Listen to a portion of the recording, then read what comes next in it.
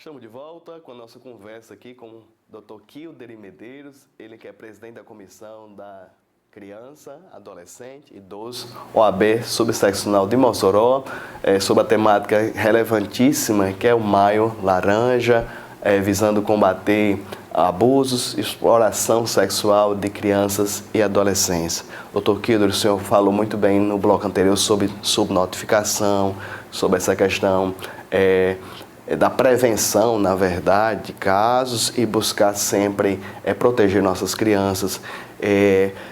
Na mente geral, no coletivo geral, Dr. Kilder, as pessoas acham que esses abusos, esse tipo de situação pode acontecer na rua, numa praça, num local desconhecido.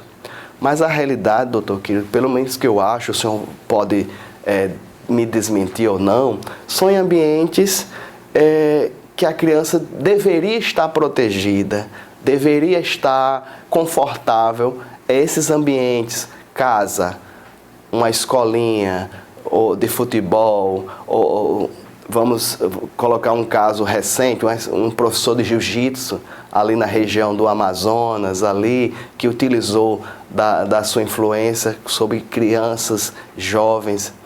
Imagine, professor Kilder, Dr. Kilder, você contrata uma academia ou contrata uma escolinha, coloca seu filho, sua filha, e lá onde era para ela estar protegida, ela vai e sofre algum tipo de abuso. Fale, Dr. Kilder, sobre essa questão, sobre esse ledo engano de que abusos só acontecem em locais desconhecidos.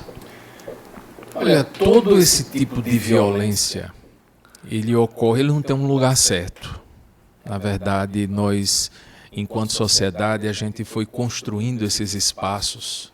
E aí eu vou, desde o espaço da família até os espaços sociais, porque não existe só um espaço social. E isso vem mudando a nossa concepção de onde é que nós estamos. Eu vou explicar já. Na nossa geração, que eu quero acreditar que estamos numa mesma faixa etária, eu me recordo que às vezes a gente saía para algum evento, para festas, e não precisa ser só festas de bandas, festas de aniversários e tal, para qualquer evento que você fosse na parte da noite. Eu me lembro que minha avó sempre dizia, eu só durmo quando o último chegar em casa. E isso foi mudando com o tempo porque a sociedade ela passou a ser uma sociedade industrializada, tecnológica, e as famílias elas achavam melhor todos os eventos acontecerem na casa delas, porque ela dizia, se está na minha casa, eu estou vendo. Chegada de videogames, e aqui nada contra todos esses equipamentos, mas eu preciso relatar do ponto de vista do efeito social que eles causaram e da transformação nessa realidade que nós vivemos, desde família até a realidade social. Isso foi fazendo com que toda a cultura fosse modificada. Hoje você está com todos os seus filhos dentro de casa e as violações estão piores do que quando a avó esperava que ele voltasse da festa.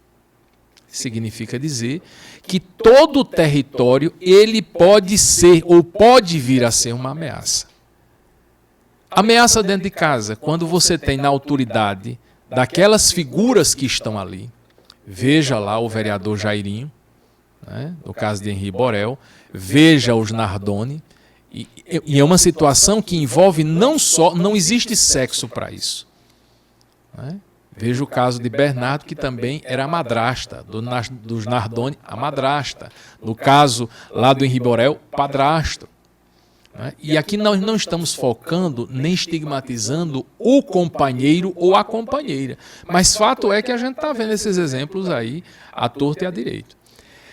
Eles criam aquela imagem de autoridade e os abusos, o silêncio, as torturas e os tormentos, nesse silêncio, ou digamos assim, nessa fase mais introspectiva de dor, ela ocorre porque você, é como se você disse, como é que eu vou denunciar uma pessoa que minha mãe ama, que meu pai ama? E eu estou falando de companheiros, e quando é o próprio pai, no caso do incesto?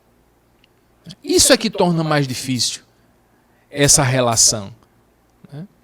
E quando você sai, você tem na figura do professor, do líder religioso, da autoridade máxima, aquele que você sente confiança. Como é que você vai achar que alguém sendo autoridade vai lhe fazer mal se você, desde a escola, você aprende a criar o respeito pelas instituições constituídas e, dentro desse aspecto, a autoridade que está respondendo pela instituição?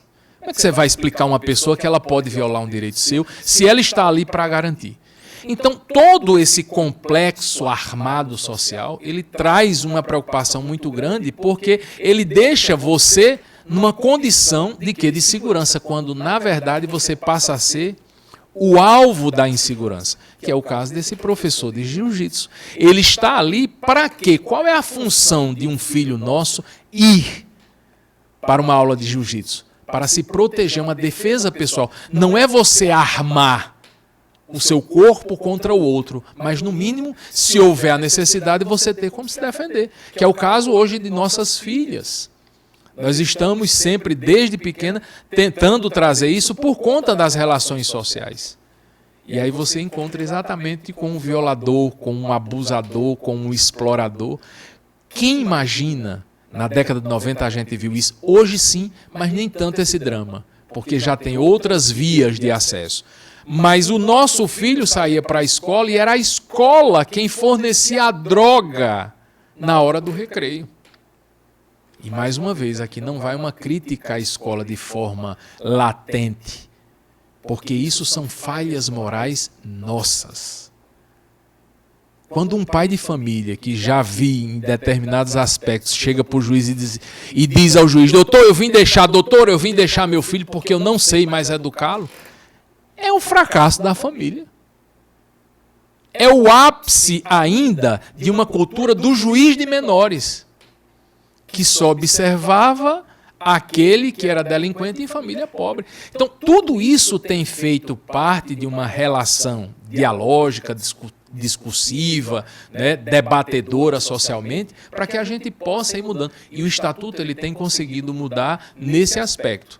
De nós dizermos, tem autoridade? Tem. Professor é autoridade? É. Mas ele não tem o direito de, quanto autoridade, chegar onde ele quer chegar e violar o meu direito. As crianças estão ouvindo isso dos pais agora. Mas é difícil essa situação. Doutor Kilder, voltando ainda para esse caso do professor de jiu-jitsu, ele é policial civil. Ele tinha um irmão também policial civil. E as vítimas, no depoimento, diziam que ele se valia também dessa autoridade, essa pseudo-autoridade. Não dá em nada contra mim, meus colegas vão investigar, eu tenho amigos delegados, não vai dar em nada. Pegaram ele com o celular dentro da cadeia, tentando influenciar as testemunhas. É comum, é padrão, doutor Kilder, todo assediador, abusador, utilizar esses artifícios da pseudo-autoridade? Eu vou sair da polícia e vou para a magistratura. Recentemente nós tivemos um caso de assédio sexual de um ministro do STJ. Todo crime, eu tenho me convencido disso, doutor Nazel, ele ocorre porque quem pratica, ele está tão envolvido na patologia em que ele está, mas ele também se certifica de que jamais será alcançado pelo efeito da lei. Há uma certeza da impunidade de tal modo que isso afeta você praticar. Por exemplo, quem é que imaginava que depois de várias câmeras, né, um equipamento que nós temos aqui na TV AD é caríssimo. Antigamente só tinha condições as instituições que tivessem um preparo orçamentário, financeiro. Nós que trabalhamos na comunicação sabemos disso. Quando hoje eu tenho equivalente a essa câmera aqui com um obturador que tudo filma, isso muda. Isso muda a relação. E eu vi essa semana imagens que diziam, pode filmar. O Fantástico está aí. Não é sobre criança e adolescente, é sobre fraudes em vendas e financiamentos de casas.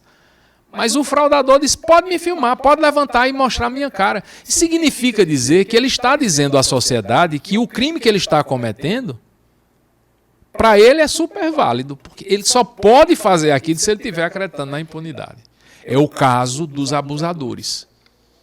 reunir fotos de crianças, que é crime, numa situação de sensualidade, numa situação de nudez, numa situação de exploração sexual, e achar que nunca vai haver uma batida policial para pegar aquilo ali. É o caso, por exemplo, daquele piloto de avião, uma figura que é responsável por 200 passageiros, numa altitude imensa. Ele também era explorador, e o que é pior, com a conivência da família da vítima. Então veja, você tem o status. Ali ele não só é autoridade, ele é uma autoridade porque quem é que pilota avião? Então isso dá um destaque social muito grande. Quem é prefeito? Quem é ministro do STJ? Quem é policial? Quem é professor? Tem gente hoje que tem doutorado e não está conseguindo entrar na universidade. Então quem já está lá tem um aspecto de autoridade e você não pode usar isso como forma de benefício pessoal, não é? Para assediar alunos, para explorar crianças. Esse é o nosso grande desafio. É o mal moral de que, enquanto humanidade, nós estamos vestindo máscaras e vestindo, não é, uma falsa condição de persona, quando, na verdade, a gente se aproveita dessas máscaras, né, desse vestuário social, e nós estamos atacando. Por isso é que esse momento em que nós estamos aqui vindo a público, nos meios de comunicação, buscando dialogar sobre isso, é para esclarecer esses fatos e prevenir. A prevenção vai evitar com que essas crianças elas estejam numa condição de que já não vivem mais, porque a violência atacou e surrupiou, como diria no Nordeste, ceifou a sua própria vida, o que é mais triste. Muito bem, estamos conversando aqui com o Dr. Kilder Medeiros, ele que é presidente da Comissão da Criança, Adolescente e do Idoso, falando sobre o Maio Laranja. Professor Kilder, próximo bloco vamos tratar sobre alguns aspectos mais técnicos do Estatuto da Criança e Adolescente, os meios de proteção à criança. Então, permaneça conosco, voltamos já.